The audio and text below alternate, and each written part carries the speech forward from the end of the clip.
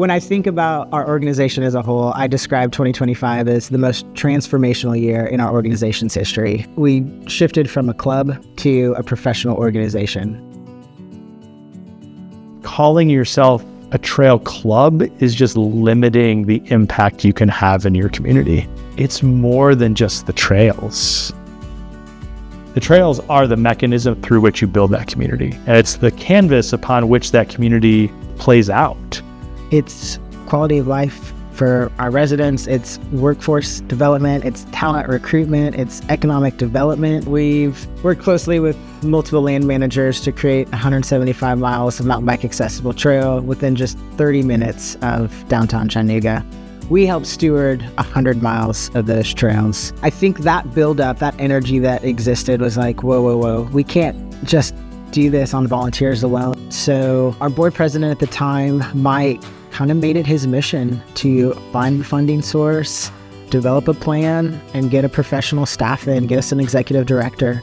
And I was like, I just need to find seed money for this. So I went to the Lenders Foundation. We ended up agreeing on a $50,000 cash donation, and then they would match dollar for dollar the next $50,000 that we raised. We increased capacity significantly, and you could see that across the number of events we hosted and or participated in, the number of trail work days that we organized, the number of volunteer hours that were logged. Membership grew. We brought in 7 new board members, recruited 4 new committees. It was like pedal to the metal.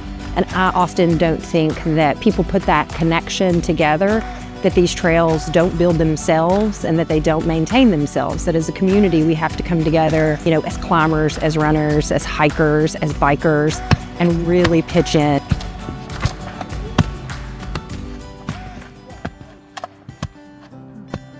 We're building to be able to scale our volunteer efforts, so that way we can go beyond just a volunteer day out, one Saturday a month. We can have these experts now going out and leading small crews.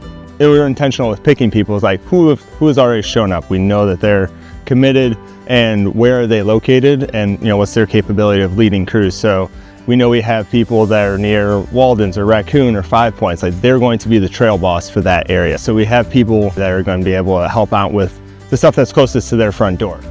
We know with all these folks coming to town, we do need to have a professionalism of the work that we're doing to make sure we're taking care of trails that are just going to get used more. You've got people here every single day that come in from 30 minutes away, come in from an hour away, that are regional, that come back over and over and over again. And that means something.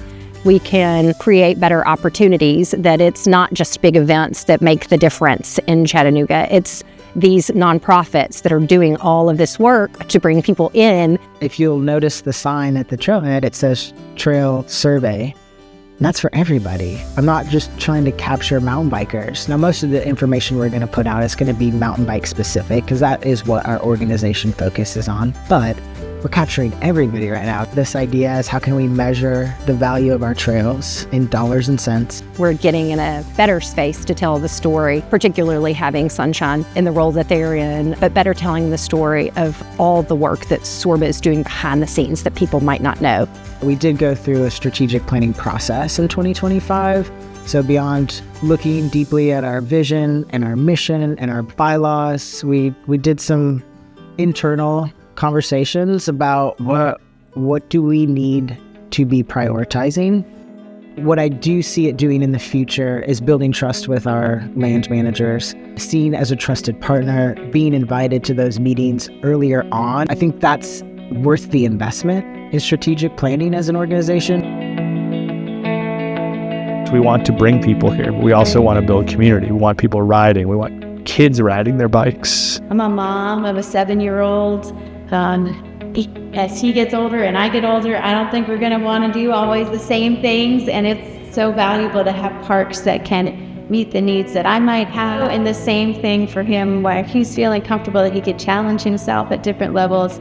So how do we begin to get more people in our community, like more women involved, more people of color involved, more children involved in this community? Because we're not just a trail club. I think trails are the entry point. They are the connection. We like to use the vehicle of the mountain bike to enjoy those, but I find that we're reaching a broader community when we talk about our interconnected trail network and our shared love for that by just being in nature, right?